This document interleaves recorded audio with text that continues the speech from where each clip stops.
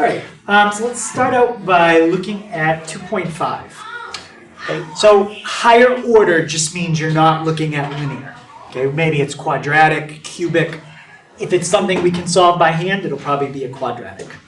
That's factorable. All right, so we're gonna look at higher order inequalities. Okay, so first thing we're gonna do is a projectile motion problem. So just a reminder, we've done this formula before. But if you need it again, you can write it down.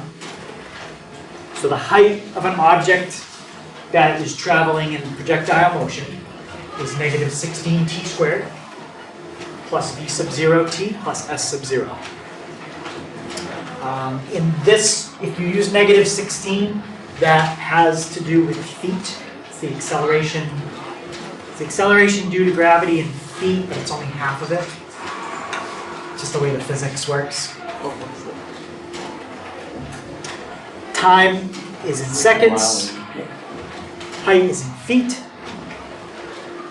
Remember, if it says from ground level, that's a height of 0. Okay, so let's take a look at a problem that we're just going to jump into and see if we can do on the calculator. So it says a ball is thrown straight up from ground level with an initial velocity of 80 feet per second. So what's the initial height here? 0. Yep.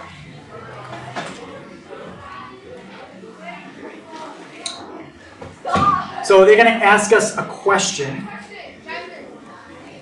Does anyone still need the formula? So they're going to ask us the question, I think, about when the ball is at least a certain height off the ground.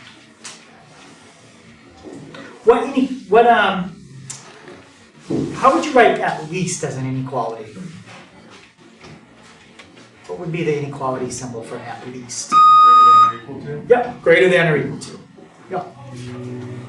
So in this one, they want to know when the ball is at least 64 feet above the ground.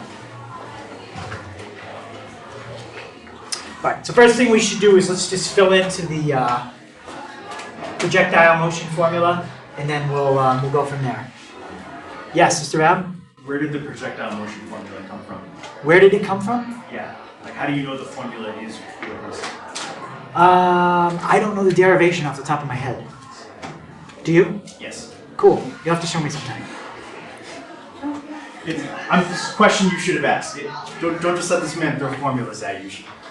I do prove a lot of formulas for them, but that's not one I prove. We did just prove the quadratic formula. Yeah, if we did that it's only provable in calculus anyways. Oh, well, geez, I can't do that stuff. You can. It's super easy. Okay. One day. Okay. Yeah, okay. So let's create our formula first. So we'll get back to that. So the height, let's see. They want to know when this thing is 64 feet above the ground. So what's the number in front of t squared that we use? Yeah, so we'll start with that. Negative 16t squared plus, what's my initial velocity? 80 feet per second. Plus my initial height, we already said, is 0. So this represents the height of my object. Any question on that? Okay, and we want the height of our object. You guys already told me what at least meant, to be greater than or equal to 64. Now, what I'm going to do is I'm going to graph it, just like it said equals. But when I write my final answer for t, it's not going to be t equals a number. It'll be t, an inequality, and then a number. Okay? So let's graph it and see what we get.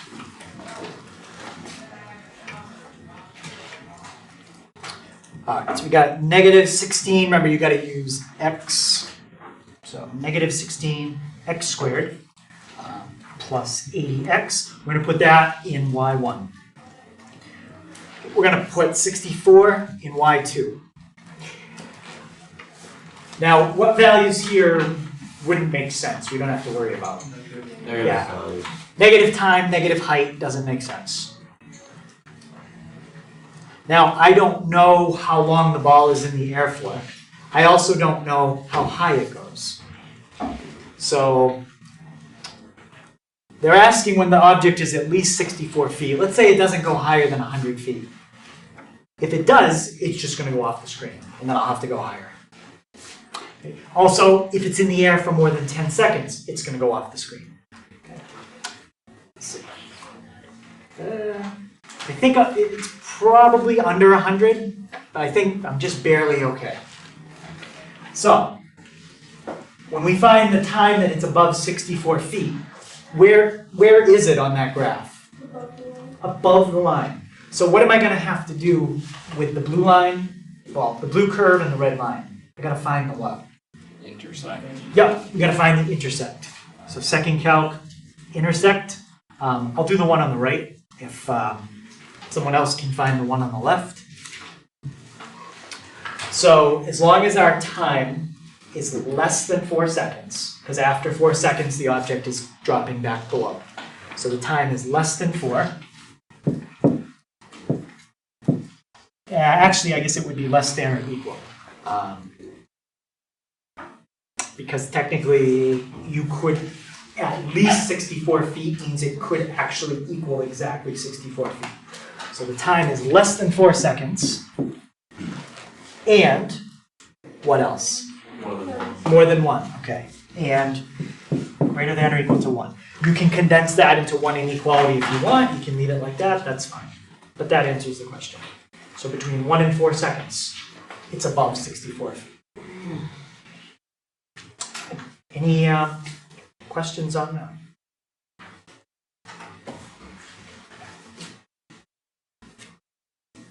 Okay. So, let's look at this one. How long does the ball stay in the air? What does that mean about the height if the ball is in the air? Yeah? If it's greater than 0. Yeah, if it's greater, I guess technically the book did greater than or equal to, but exactly at 0, I don't think the ball is in the air anymore because it has a height of 0, so it's now touching the ground. So, again, it's a little interpretation, but let's set up our formula again for the height. Negative 16t squared plus, what was the initial velocity? 80. 80. And we want to know when it's strictly above 0. Okay, so now we're going to solve that. And this time we're going to use algebra. Okay, that's a quadratic. We're only going to be able to solve this if we can, what did I say we're going to do? Factor. This is not the complicated kind of factoring where you've got 2 sets of parentheses. This is just a GCF. So what could you factor out from each of those? 8. Even bigger number. 16. 16, we could even go negative 16 if you wanted, just to make the t squared positive. So we could factor out a negative 16, what else? T. So let's factor that out. Negative 16t times, what would you be left with inside the parentheses?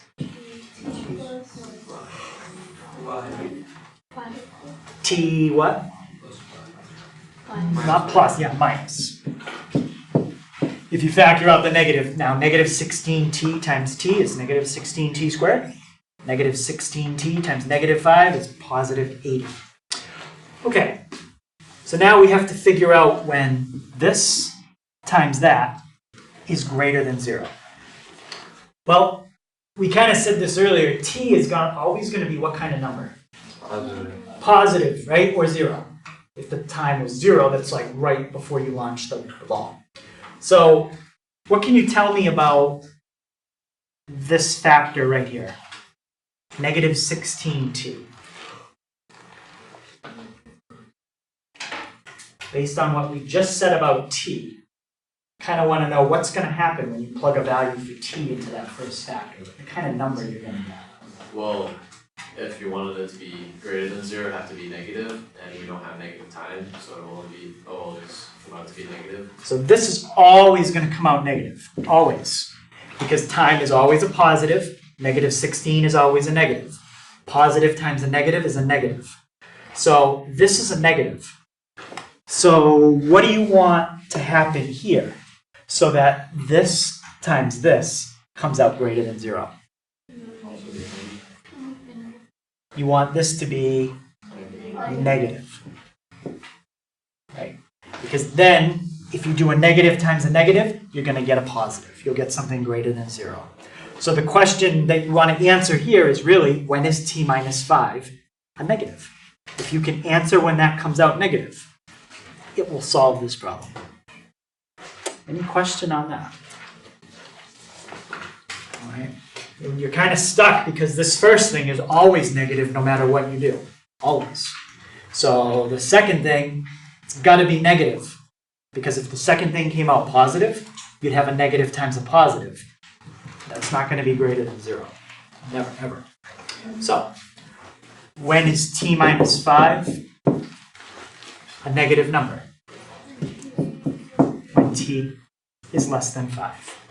So this object is in the air for less than 5 seconds. What does that really mean? It's in the air like 4.9 seconds. And if you look at your graph, that confirms it. If you did second calculate root, it would hit the x-axis right at 5 seconds. Okay, any question on that one? So the only reason we could kind of solve that one is because we could factor it. If we couldn't factor it, you wouldn't have been able to figure that out. At least, would have been much more difficult. You could still do it on the calculator. So when is the ball at least 64 feet off the ground? We already did that graphically. I don't really want to do that algebraically right now, because we're going to get into what's called a sign pattern.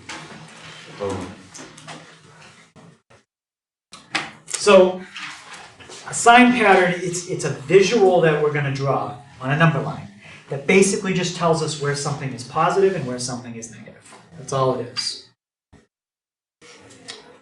So, first thing to understand is that every linear factor is equal to 0 at exactly one spot.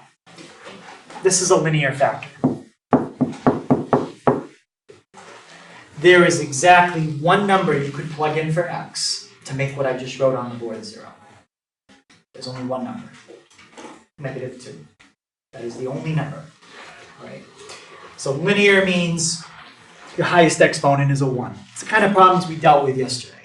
Now, if you start changing that to like an x squared or an x cubed, now it may cross the x-axis more than once. It may curve like a parabola. But if it's a linear factor, it's only going to cross the x-axis one time. Any questions on that? Okay. So here's another example. T minus 1. That's a linear factor. If you were to graph it, it would cross the x-axis at 1. And that's the only spot where it would cross. T plus 4. That's another linear factor. It would cross the x-axis at -4. And that is the only spot. Okay, so every linear factor only has one 0. It only has one root. So, what we're going to do is we're going to draw a number line for each linear factor. We're going to mark the 0. We're going to mark the root on the number line. And then from there, we're going to determine, okay, we basically, once you mark the root, you've separated your number line into two sections. Section 1, section 2. If you plug in a number in section 1, it's always going to come out either positive or negative. Always. Right? If you plug in a number in section 2, it's going to come out the opposite. So whatever you got for section 1, numbers in section 2 are the opposite.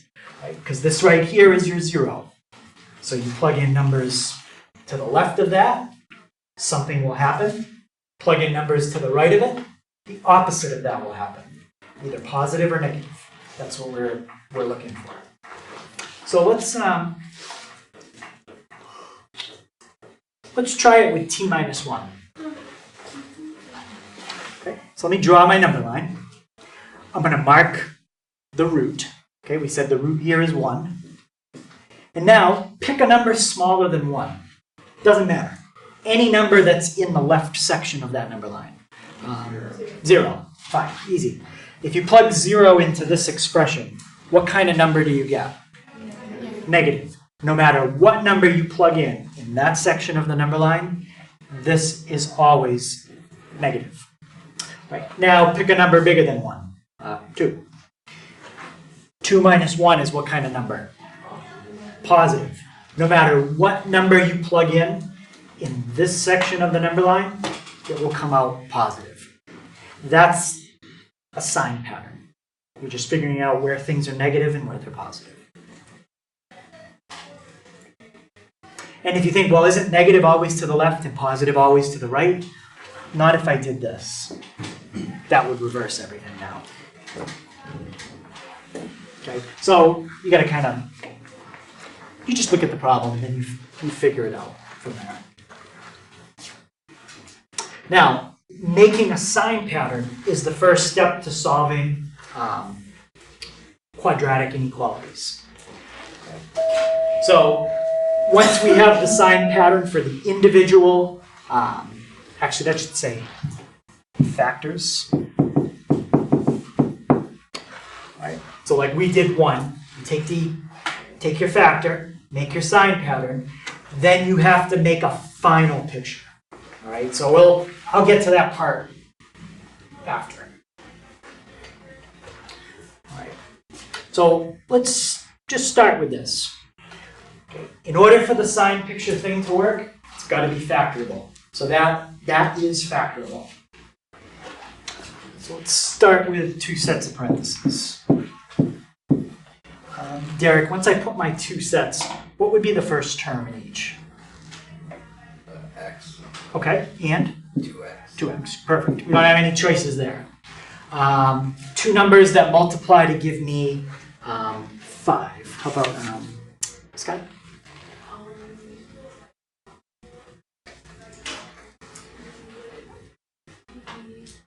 3 and 3 times 2.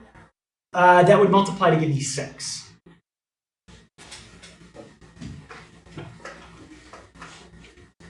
Wait, what was it? So 2 numbers that multiply to give me 5. 2.5 and 2. Okay, so we could try decimals, but I will tell you, if I give you a problem that's factorable, the factors, you won't have to use decimals. 1 and 5. Yeah, so we're going to use 1 and 5. Okay. If it was decimals, then it could be, there's a lot of options. That gets really confusing. So 1 and 5, and I'm going to put it exactly in the order that Skylar said, 1 and 5. If that's wrong, we might have to try 5 and 1. And Peregrine, what about my signs? 2x minus 1 and x plus 5. Let's check it. 2x times x is 2x squared. We got that. 2x times 5 is 10x. X times negative 1 is minus x. 10x minus 1x? Yep, that's what we want. So we factored it into 2 linear factors. Any questions on those? Okay, now we're going to set up a sign pattern, or a number line, sign chart, for each factor. Okay, we'll start with 2x minus 1. Sam, what would you plug in for x here to make that 0?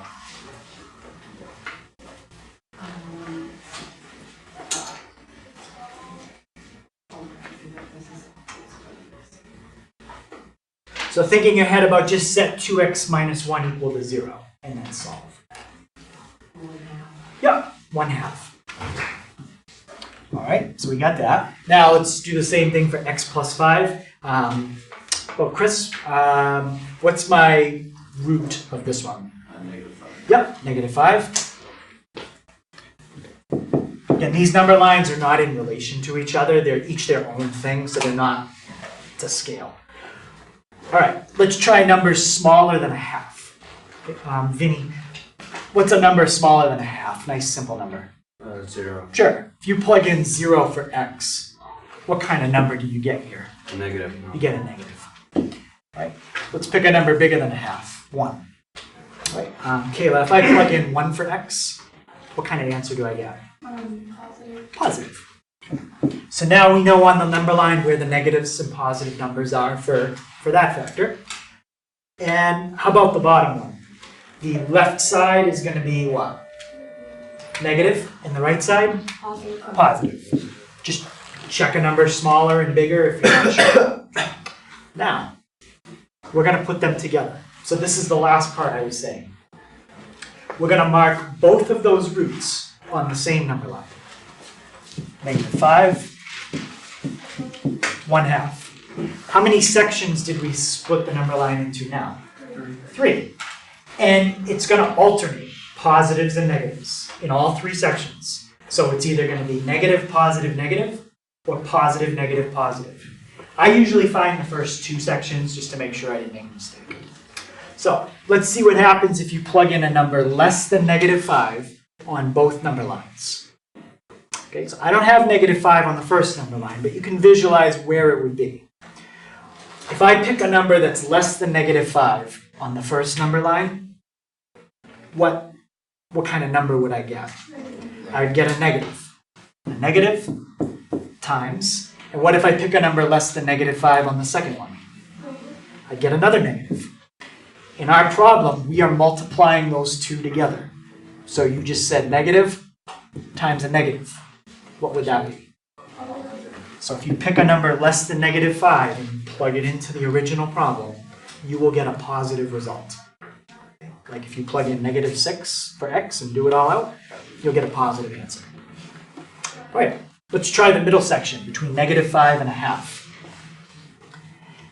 On the first number line, if you are between -5 and 1/2, what kind of number do you have? That's a negative. What about on the second number line, between -5 and positive 1/2? Positive. 1/2 might be like over here somewhere. What's a negative times a positive? Negative. Okay, and we'll do this, we'll do every section on this one, but then after this we won't do them all. Pick a number that's in the section greater than 1/2 in both. Okay. Greater than 1/2 on the first one? Greater than 1/2 on the second one? Would be a positive times a positive, which is a positive. Okay, so that's what you want to look at to figure out your final answer. So, what's the answer? Well, I got to look at the question. They wanted to know where this was positive. Where would this come out greater than 0? How many sections came out positive in our answer? 2. This section and this section. Now we just need to write those answers. Okay. This section, how low does that section go? Forever, right? To -infinity. So that's from -infinity up to -5. Now I don't remember if I can include it or not include it. Am I including it? No. So you can pick any number as low as you want, up to -5, not including it, or from what number? 1/2, how high? As high as you want to go. Yep. So that is your answer. So it's not really too bad as long as you can factor it. If you can't, I'll show you where to. Any questions on that? If the original problem had the equal to under the inequality, I would have put brackets on the numbers. It would not have changed my parentheses on infinity, though. It can never reach infinity. All right, so here's one. It's already been factored for you. So if it wasn't factored, that would be the first step. We haven't done a lot of factoring with cubics, which is what this one would be if you FOILed it all out. So if you have one that's a degree 3 or higher, I'll probably factor it for you. But a quadratic, you should know how to factor yourself. Okay, so let's start with the first factor. What value, Pat, what value would I plug in to the first factor to make it 0? 0. Yeah, just... Hardest question on the day, boy. what value would I plug into the second factor to make it 0? Negative 3. And the third factor? 1. So let's write those down. Negative 3, 1. Again, I'm not really trying to make all the number lines to scale. I mean, I kind of did, but it doesn't matter. Okay. If you plug in values less than 0, what do you get? Negative, positive. Second factor. Pick numbers smaller than negative 3 and plug it in. What do you get? Negative. If you plug in numbers bigger than negative 3, you get positive. How about numbers smaller than 1? Negative, like 0. And numbers bigger than 1? Positive. Okay, so now we're going to combine all those together on one number line. How many sections is this number line going to have? 4. Yep. So we've got, put them in order. That's kind of important. Negative 3, 0, 1. Again, I just space them equally. It's not really important. You just have to see the sections. So we're only going to do the first 2. After that, it's just going to alternate. It always alternates, positive, negative, or negative, positive. So less than negative 3, and remember what we're doing, multiplying all the results together. Okay, so top number line. If we are less than negative 3, what kind of number? Second number line, pick a number less than negative 3. Third number line, negative. Negative times negative times negative? Negative. So this section is negative, the next section should be positive. As long as it is, then I'd be pretty confident we can just go negative, positive, and be done. Could you technically just do 1? Yeah. Just in case you made a mistake. Like if I get negative again here, then something went wrong. Either I did the first one wrong or I did the second one wrong. But I feel like if I do 2, then I'm usually pretty good. That was one. Yeah. So between negative 3 and 0. If you're between negative 3 and 0 in the top one, where are you? Between negative 3 and 0 in the bottom one. That's positive. It's like over there. How about between negative 3 and 0 in the bottom one? Negative. So negative, positive, negative, all multiplied together. It's a positive. All right, so I feel pretty good. It's just going to go like this. Now I scroll back up and just see, was it greater than 0 or less than 0? Greater than or equal to 0. So that was here and here. So how could I write my 2 answers? Yep. Wait, why did you circle this? Because they're asking where this came out positive, greater than 0. If it said less than, I would have circled the other 2. Right? So how would I write the first, we'll just call this one the first part and the second part. How would I do the first one? So negative 3, not including it. So there's going to be a parenthesis. How come not including? Because if you put, if you had negative 3, or it would put at 0 because of normal. And is it okay if it comes out to 0? Oh, yeah, never mind. It is okay. It can equal 0. So negative 3 is okay. Yeah, less, oh well. And then that goes up to 0, right? Mm-hmm. And that would be it for that section. I need a little bit more there. I haven't finished my integral yet. I don't know what goes on with 0. Yeah? You do a bracket. Yeah, you do a bracket. Because it is okay if it equals at this time. So there's your first section. Or, how would I write my second section? Yeah? Bracket 1, comma, infinity, parentheses. 1 to infinity. And again, that parenthesis on infinity is because you can never reach it. And that's your answer. Okay, any question on that one? All right, I'm going to hold off on the division one. Division isn't any different. Right? It's no different at all because a negative divided by a negative is the same as a negative times a negative. Right? The bottom, the root would be negative 5/2, and the top, the root would be 4. So you'd set it up and you'd do exactly the same thing, except you'd think about it like this. when you're making your number line. Negative over negative. But it's the same as negative times negative. Okay? So, if you have one that you can't factor, then you're not going to be able to use a sign chart. I'm going to show you how to do it on the calculator, and that'll finish up 2.5. Okay, so that's definitely one. It's a cubic, it's a mess.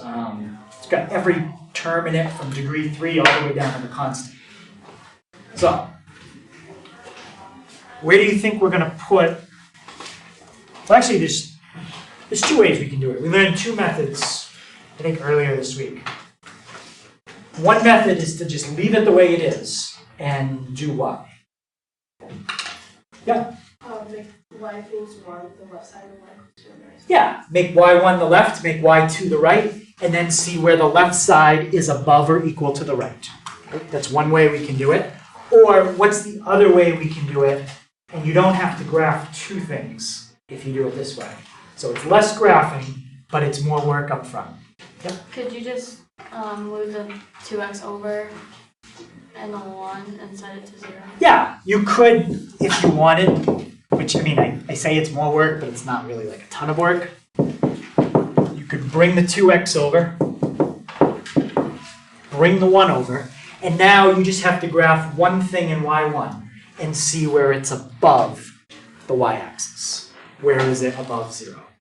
Okay. Since I did that, I'll finish it up this way. All right, so we got, get rid of 64, x cubed minus 2x squared. Always do that. X cubed minus 2x squared minus 7x plus 6. All right, I'm going to do zoom 6, just see what we're looking at. It's actually fine. Okay, so let's take a look. We are looking for where this graph is above or equal to 0. What I would do is kind of break it up into 4 sections. There's 1. Section in green is 2. Section in blue will be 3. And the section in black, there's the 4th section. Which sections there are above 0? Yeah, the green and the black.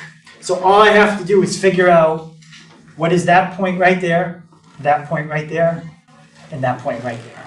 I need all 3 of them. Is there any question on how you would find those roots? So to save time, I'm just going to say that the x value here is A, this one is B, this one is C. But you do second calc 0, and you would get the actual numbers. All right. So I want to describe the interval in green. Can somebody tell me how to write that one? Brackets, parentheses, what, comma, what? Yep. Bracket A, comma, B, bracket. Perfect. Brackets because you can equal 0. And now the other section where we were above 0 is the one in black. How would you describe the section in black? Yep. Bracket C, infinity, parentheses. Perfect. That's exactly what the answer would be, as long as you found A, B, and C. And there is no way to do all of them at the same time. You do have to do second calc 0 3 times. So it'll probably take like 30 seconds to do all of them. Okay. Any questions on that? So not too bad, and we did it by getting equal to 0. You can do it as an intersection, okay, when Megan said y1, y2. But we're kind of looking at things equal to 0 in this section, so that's why I chose to do it this way.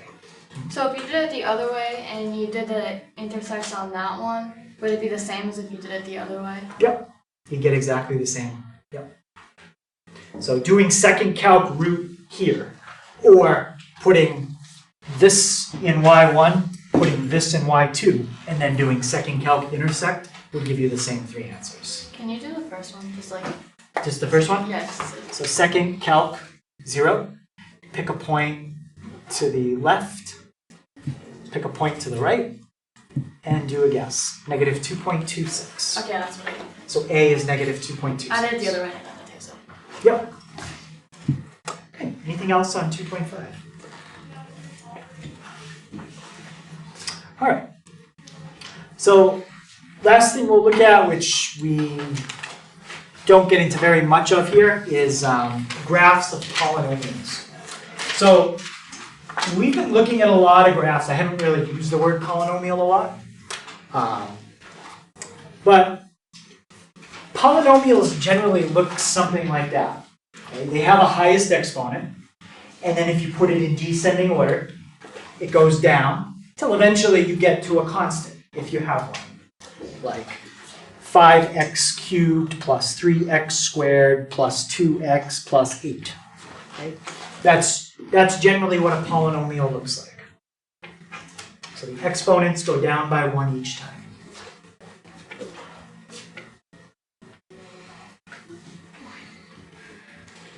Okay? And they usually call at least our book, calls the constant like the 0th term, and then the coefficient of x squared they call the a sub 1 term, and then they call this one the a sub 5th term. You don't really have to know that part. Just understand that's what a polynomial looks like. The key thing is that your exponents are not negative. Polynomials do not have any negative exponents. They also don't have any fractional exponents. Okay, nothing like x to the 1/2 power, nothing like that. N has to be an integer, and it cannot be negative, always. At least to be a polynomial. You don't have to worry about that. So, as long as this number is not 0, then n is the degree. Okay? N is basically the highest exponent. If you had something like this, though, 3x to the 4th plus 8x to the 12th plus 4. It's not really written in what we call descending order, so you got to look at it carefully. What's the degree of this polynomial? 12, yes. Now, what if I did this? What's the degree of that polynomial now? 4. It's like this term isn't even here. Why would you even put 0 times something? All right, so that'd be a little tricky, but it could happen. What do you call a polynomial where the highest exponent is a 2? Isn't that a quadratic? That's a quadratic. What do you call, well, I should have started even simpler. When it's a 1, it's linear. When it's 2, it's a quadratic. How about 3? It's a cubic. How about 4? Quartic. I didn't write that one. And then really after that, there's not really a special name. They just say it's a polynomial of degree 12 or degree 30. Okay? But linear, quadratic, cubic, quartic, those are used quite a bit.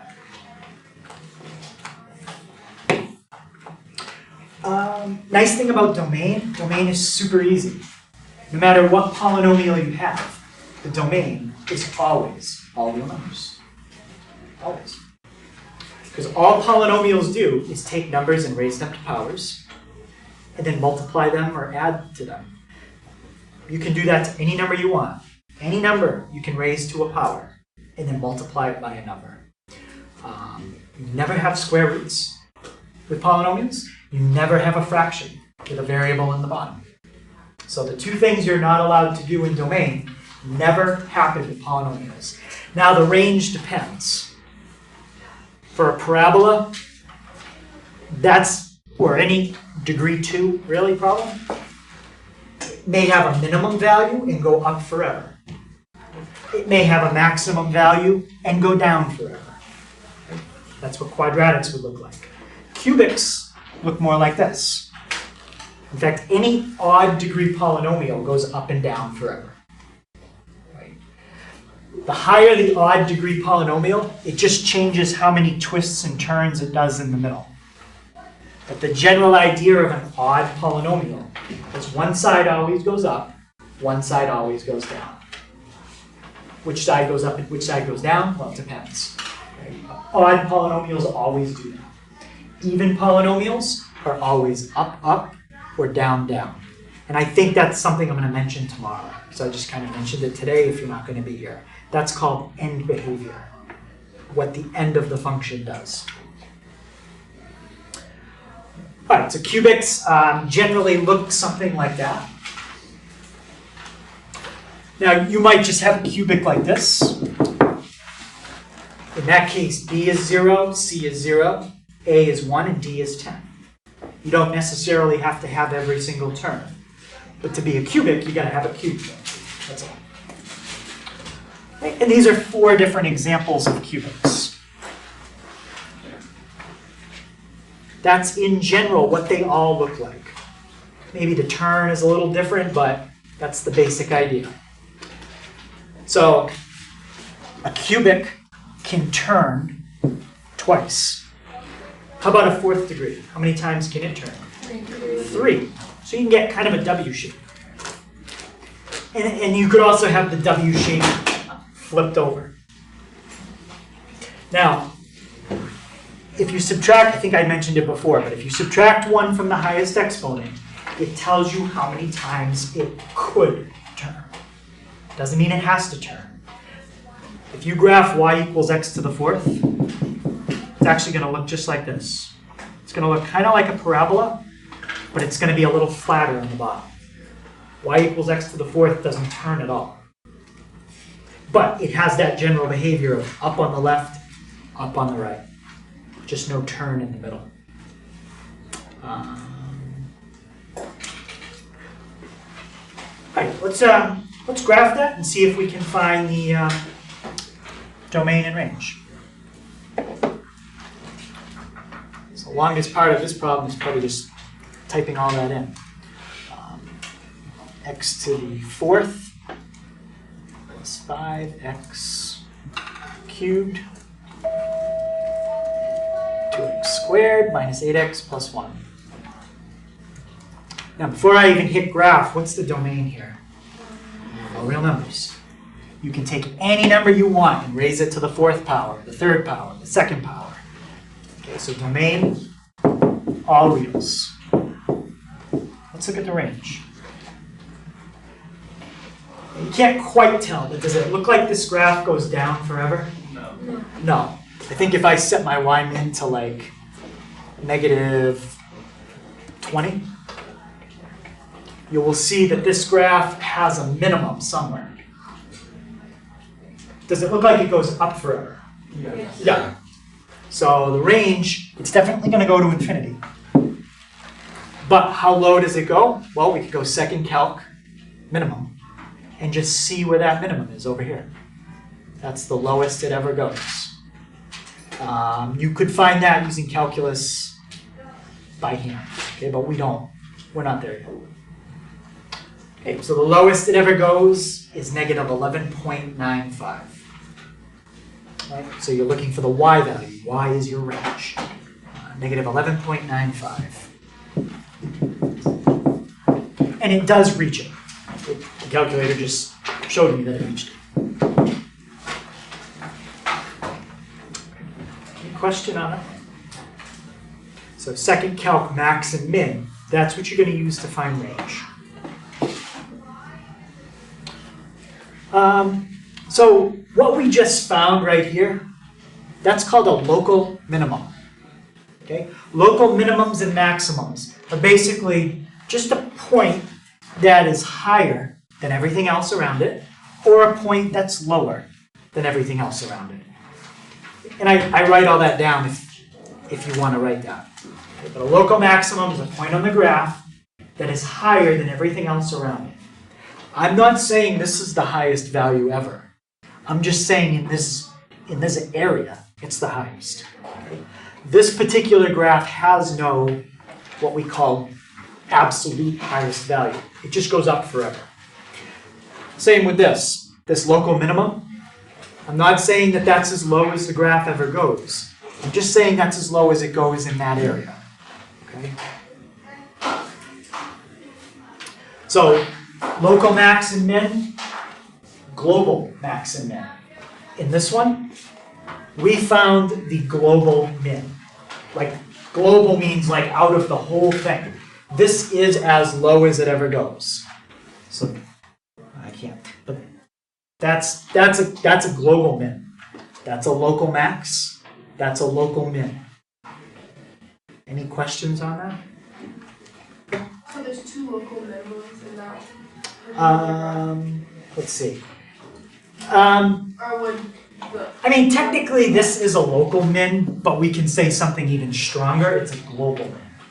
All right. So you're not wrong if you call this a local minimum because it is lower than everything else around it. But the other one would also be... Yes, this one is definitely a local min. It would be wrong to call this one a global min. It's not. This is a local or global min. You could say both for that one. This is a local max. You would be wrong to call it global. It's not. Okay. Yeah. So, together, these local mins and maxes are called local extreme. They're the extremes, going up and down.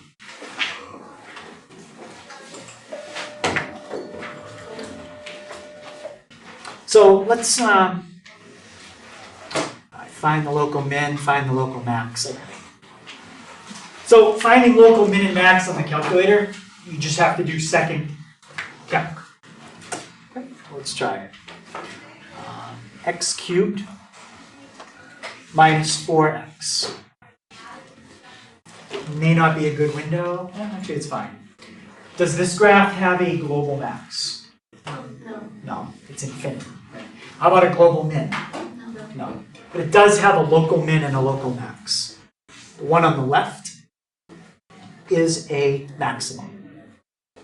So go there, go there. If somebody can do the minimum on the right, I think it's the same coordinate. Just flip the negative and the positive. This one has symmetry.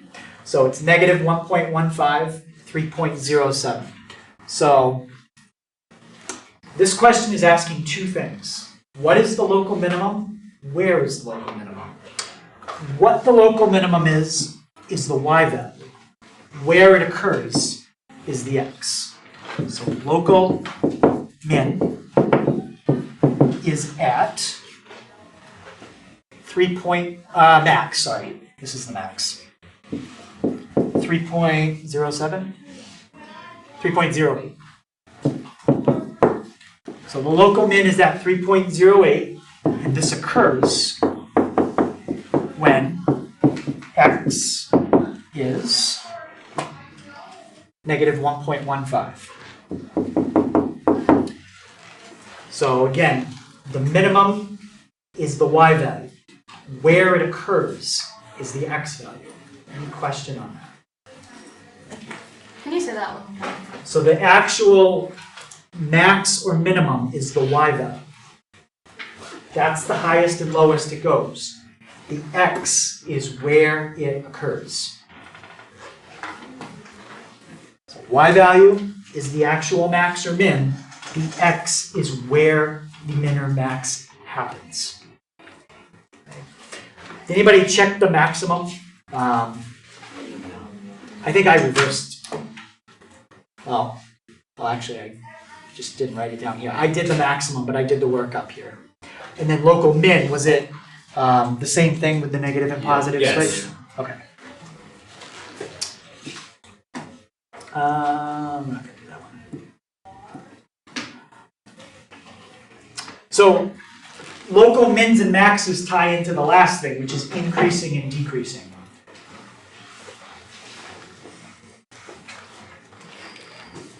On that graph, from what letter to what letter is the graph increasing? B to C.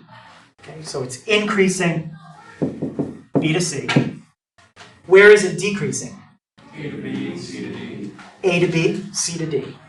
A to B, C to D.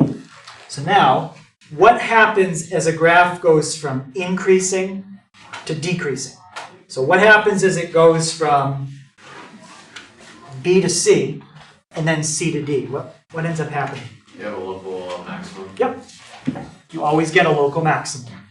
When you go from increasing to decreasing, you get a local max.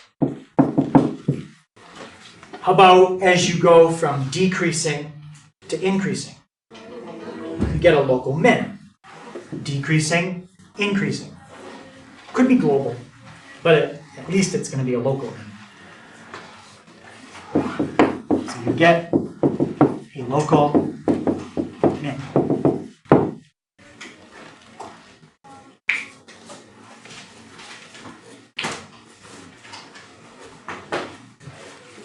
So how would you describe increasing? Like, in terms of x's and y's. So, okay, so as x heads to, for what, increasing? Yeah. Okay, so as x heads to the right, that's positive, what happens to y? It goes up. Increases. So, a function is increasing if as x goes up, y goes up. That's what that says. And this is what increasing looks like. How about decreasing?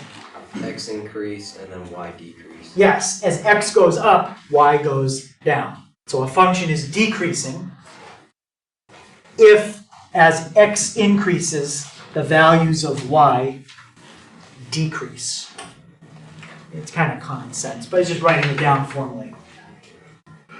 So in order to figure out, this is now the connection, in order to figure out where a function is increasing and decreasing, you have to find the local maxes and mins.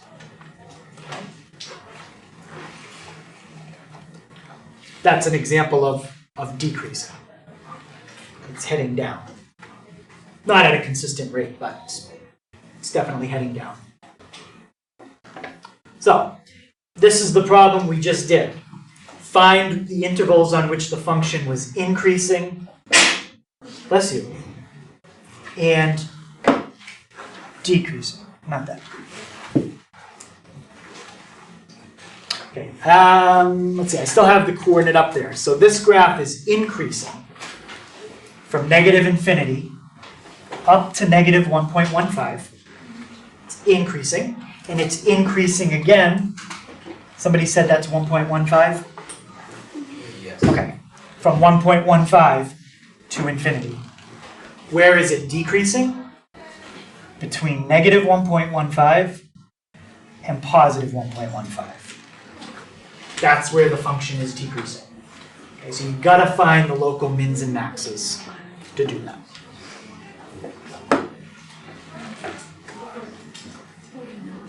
Okay, that's it. Okay, so for those of you that are going to be gone tomorrow, that'll be due on Friday. We don't have homework tomorrow. So the people that are here tomorrow, we're going to look at 3.2. So 3.2 will be online. If you want to check it, it's online from last year. Otherwise, if you, I guess if somebody didn't have access and they wanted it printed, I could print the notes, but I don't have any printed right now. Yeah, what about homework for that, for tomorrow though? That'll be online too. Okay. Yep. So we'll have. So when will that be? Friday as well? For the people that are, if you're absent, it's up to you if you take the test. You can take the test next academic week, and that homework would not be due if you're absent on a Friday. You could turn it in next shop week would be fine. But it's up to you. If you want to take the test, get it out of the way so you don't forget stuff. I don't know. It's up to you. So I could take it during shop. Yeah, you have the option if you want to take it, because you're absent. If you're ever absent, you can always take it the next week if you want. Yep. The only downside is if you forget stuff. Okay? You forget stuff. That's great.